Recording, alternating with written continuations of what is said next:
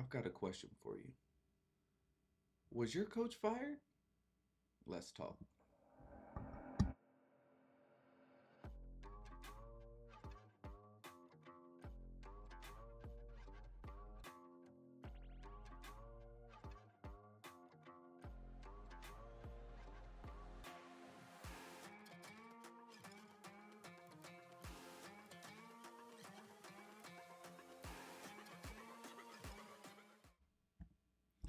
What's up? We are back with another video. We are talking about these fired coaches today. Yesterday was Black Monday. We still have fire runs going on today. And I'll presume that we might have two more guys. That's just my guess, but we'll get into that later.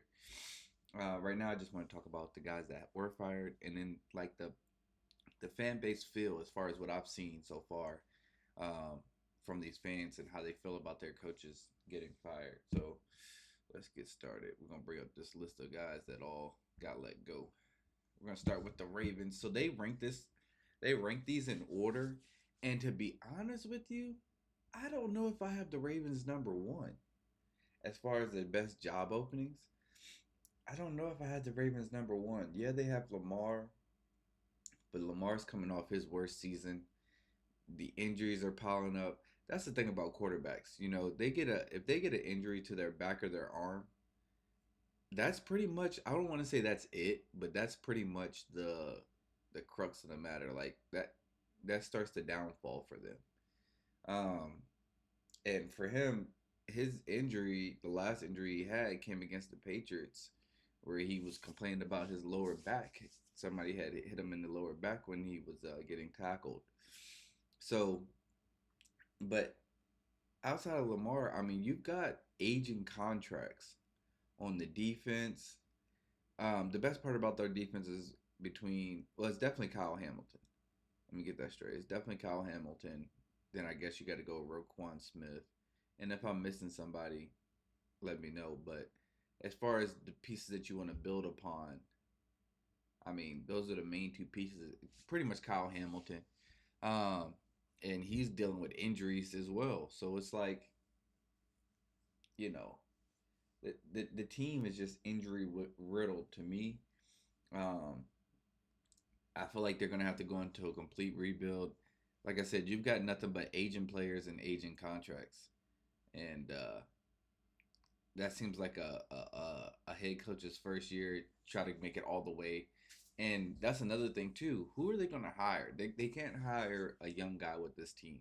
And if they do hire a young guy, they have to be planning for the future because if you think about it, they're gonna need a mature coach to come in and try to get to the championship. They have to do more than what they've done the last couple of years, especially this year. This year was just pitiful, and like I said, the injuries piled up for them, but also the fumbles piled up for them. Like we're not just gonna minimize the fumble aspect of this year. So many games were lost by them, and crucial situations where fumbles were an issue. Their defense was horrendous this year. I mean, granted, they got some people back and they started playing better toward the end of the year, but for the most part, their defense was not good this year. It wasn't good enough. Um, so, I mean, just curious, what y'all's thoughts as far as who do y'all think is going to be their next head coach? Me personally, I think McCarthy would fit perfect with the Ravens. Actually, I think he would fit perfect with a lot of teams. Not all of them, no, but a good majority of these teams. I like McCarthy getting a shot here. A lot of people are bringing up Brian Flores, which I understand, but I think Brian Flores needs a rebuild team, something that he can, work his way around with control over the draft because his biggest thing was not wanting to take Tua, and they used Tua anyways, and we saw how that worked out with him. I'm not saying Brian Flores couldn't work wonders because he's a defensive minded coach. The Ravens are a defensive minded team regardless of the head coach. So I would love to see how that will work out for them. Um, but if you think of anybody else, let me know. But those are my main two candidates. Me personally, I would love to see McCarthy come over there. We've got the Giants. who I think is underrated in this situation as far as job openings. Um, Me personally, I think it's I don't believe that they're the number. It's so tough. I don't believe that they're the number two team as far as job openings. Me personally, I would put the Falcons right here. The only part about it is the ownership for both teams. The ownership gets in the way for both teams. The culture gets in the way for both teams. I mean, the Falcons have been on a downfall since 2000 and what year was it? Was it 14? Dang, has it been that long? Man, it might have been 2000. My mind, 28-3. Let me just put that out there. The Falcons been on a downfall since 28-3. Um, it's crazy. I'm a Patriots fan. We've been in so many Super Bowls. I can't remember the years. But nevertheless, sorry, didn't mean to. You know, my bad. Anyways, I do think that this job opening is underrated. Um, but also I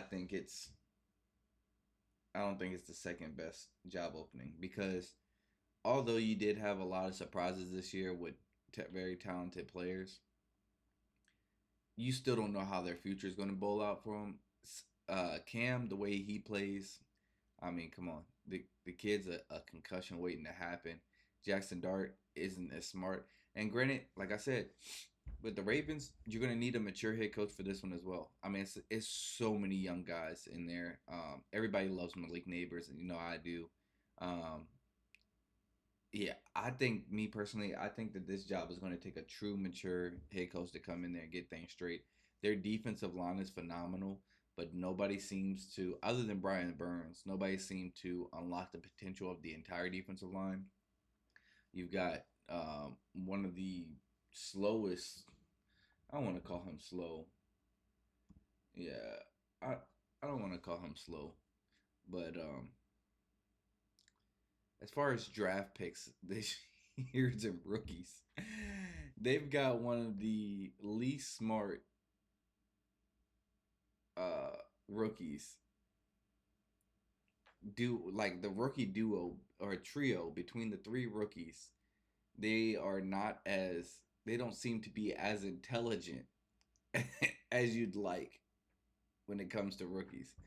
Um, so yeah, I'm super curious about that and how that situation is going to play out because you've got Jackson Dart who can't seem to get out of his own way.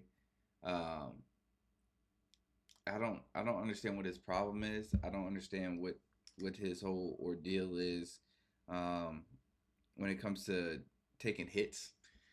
I mean, me personally, you know, after that Patriots hit that he took on the sideline, you think that'd get him right, but then he went and had that whole conversation with the media after the fact and was like, "Hey, I'm gonna play the way I'm gonna play regardless. I appreciate them for looking out, but I'm gonna be me. Um, you know, I'm gonna do what I do.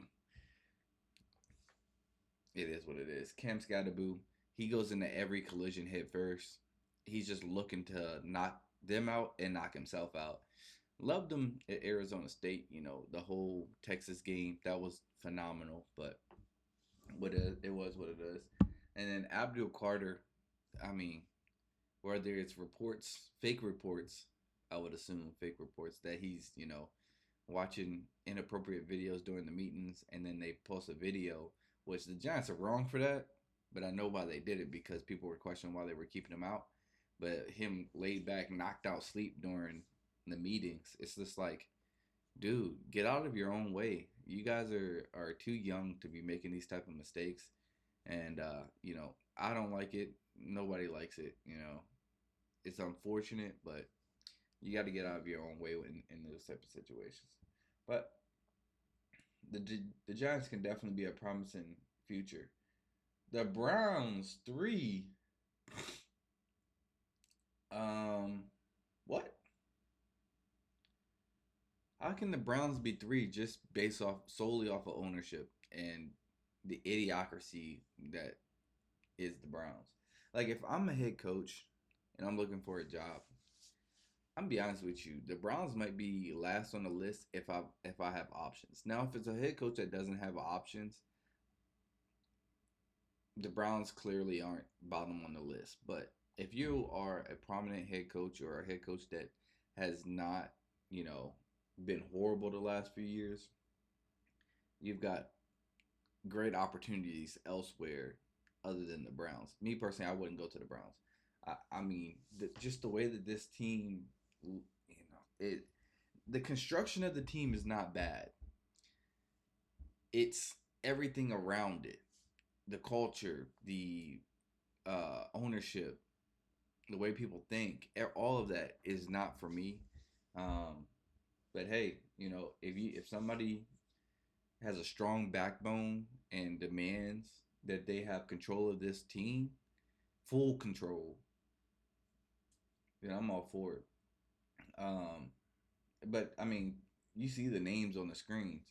These are all just rookies, which I believe personally they had either the best or the second best draft because the Patriots have a ton of rookies that are playing as well. Actually, I think the Patriots have the most snaps or second most other than the Browns. I think the Browns have the most by rookies and the Patriots had the second most. So if they didn't have the best, they definitely had the second best draft. And I mean, Carson as the linebacker, I mean, the kid is insanely good. He's so talented. Quinshon Judkins, unfortunately, he had that injury, but he's a monster at the running back. Mason Graham, I mean, he's just solid. I mean, he's just a solid piece, especially you going in there and you're not getting double teamed because you got one of the best defensive ends of all time right beside you. Harold Fannin, I think he leads them in receiving yards and touchdowns. I mean, he was an underrated pick coming out. He dropped in the draft. Oh dang, I got to charge my hat. But he dropped in the draft because he was such an underrated pick coming out of college. He didn't go to a high draft college. But then you want to look at these quarterbacks and see this is where I say the problem in lies. Not the quarterbacks, but the decision making behind it. So they brought in, and these aren't even all the quarterbacks that they brought in. They brought in another quarterback. I just can't think of his name. Y'all know who I'm talking about. But they had Kenny Pickett in there, Dylan Gabriel, Shador, Joe Flacco, and they still have just Deshaun Watson, who I don't think that they're going to let go until next year, because they have so much money invested in them. Which is crazy to me is that you got all this money invested in them, and I agree he shouldn't be playing, but it's like, why not? You're gonna pay him anyway. Just let get him off the team. Like there's no need to have him just sitting there, chilling. You're wasting time. You're wasting a spot on the team. You're gonna pay it anyway. And maybe there's another penalty that I'm not thinking of that's out there that you know. But as far as the quarterbacks go, bringing in all these guys and then one more as well was just insane to me. It was crazy. Um, they're gonna still give Shador another shot at playing at being the starter next year for sure, and keep Dylan on there. I they'll probably bring in another veteran, but neither one of them are the guy. And I'm an Oregon fan. I know Dylan Gabriel's not the guy. I mean, he's way too small. Um, these small guys just don't pan out. I mean, they just don't. The only person we're seeing having some type of success is Bryce Young. But how long is that going to last? We've all seen Kyler Murray. He was the best talent coming out of Texas when he was in high school. He never lost a game in high school. Think about that. Um, but like I said, like the small quarterbacks generally do not pan out. And I'm not talking about small quarterbacks as in, the 5'11s, 5'10. I'm talking about these 5'4 guys, 5'5. That is just too small. So yeah, Dylan's probably not going to get another shot. Maybe he does, maybe he doesn't. I know the preseason's going to be really big for them. You got Joe Flacco, he's gone. Deshaun Watson's still there, and who knows what Kenny Pickett's going to do? Small hands. Um, but yeah, I don't necessarily believe that they're as far as talented teams. Yeah, sure, you could put them at number three. Hell, you could as far as talented teams, you could probably put them at number two. Their defense is better than the Giants. The problem is their ownership and then everything that goes into it. Let's see. We got the Falcons, who I believe is one or two. I believe they're one or two. Their defense is phenomenal. As far as young talented players, come on, bro. They've got players everywhere on that defense. They got two first round defensive ends. They got my guy Brandon Dorless in the middle, who was having a phenomenal year before he got injured. They got elite corners. They have a phenomenal defense. And then let's get to the offensive talent. Their offensive line needs a little bit of work. Me personally, that's what I believe. They do need a little bit of work on the offensive line, but they still got Bijan. They got Drake London. I mean, this team is loaded with superstar talent waiting to be untapped. Now they made the mistake of drafting a quarterback while also having Kirk Cousins on the list, which is insane to me. Like that whole situation when they did this last year, I swear this ruined them. Me personally, that I promise you that ruined them. Now whether that was Raheem Morris's fault or not, we don't know. We don't know if that's his fault. Maybe that's why they fired him. Whatever. We don't know if that was truly his fault. But the fact that it happened is what my personal belief that it ruined them. It gave the locker room too many mixed feelings. They had too much to think. They didn't know who was going to really be the guy. They knew that they just drafted somebody in the first round after paying Kirk Cousins all this money. So here goes Kirk Cousins starting last year. Didn't have the best of starts, and they're like, "All right, get Michael Penix in there, hurry, hurry, hurry, hurry." Then Michael Penix has an okay end of the year. Now this year, it's like, bro, what the heck? So then he gets injured. All right, put Kirk Cousins in. Now we go on a 4 game winning streak. It's like, bro, what the hell are we doing? So that whole dynamic of drafting a quarterback right after paying another one, yeah, you can draft one, but why are you drafting him in the first round? Wait until the following year. You just paid a guy a ton of money, so I didn't like that. Here you can see all their. These are just the top guys. With Bijan, Drake, AJ, James Pierce, Xavier. I mean, they're so loaded, and if the ownership would just get their head out of their tail. I like the guy. Well, ever since he got down on the sideline in the Super Bowl and started celebrating before the game was even anywhere near close to over, really pissed me off. And then my brother-in-law, he's a Falcons fan, so all that, that Super Bowl was such a crazy. I don't mean to bring up bad moments, but for me, it was an insane moment. I was at my brother-in-law's house. I mean, everybody has that story of what happened to them during the Super Bowl, and it was all his family. They're all Falcons fans. They're yelling at me in the first half, calling me all kinds of names, calling the Patriots all kinds of names. I mean, they were just going off, and I had to respect it. But you know what? I never lost faith. That was the craziest thing about me, man. I don't know how I did it. I told him, I said, listen, it's gonna be the craziest second half. Y'all gonna be all shocked. I'm talking so much trash at halftime. Then the Falcons come out and score again. I'll never forget that second score. Oh, it hurt. It hurt. And I felt so down. Then by the end of the game, I lost my voice. I got kicked out. It was such a dramatic end. But anyways, that's the Falcons. They haven't been good since then. And their division, bro, it's so easy to win. I just don't understand. They've got the Cardinals on here, which, bruh, I mean, it's gonna be a true miracle, whatever a coach can come in and do with them. Thank God for Jacoby Brissett coming in and at least making the season worth it for some of these guys. Like Trey McBride, he's having a hell of a career uh, for himself right now, and you know Marvin Harrison, he's wasted talent. They owe Kyler Murray 36 more million next year. I mean, it's just they're gonna have to really just drop the ball for this team and blow it up. Not super blow it up, but really get the ball running with a get the old regime out. The guys that don't want to change. They got to get them out. Um, as far as the Titans go, I think they are just what they are. Um, they've got Jeffrey Simmons up here, but he's starting to get older. I wouldn't be surprised if they get get him out of there for more cap room. I I would get capital for him in the draft, and then I get more cap room.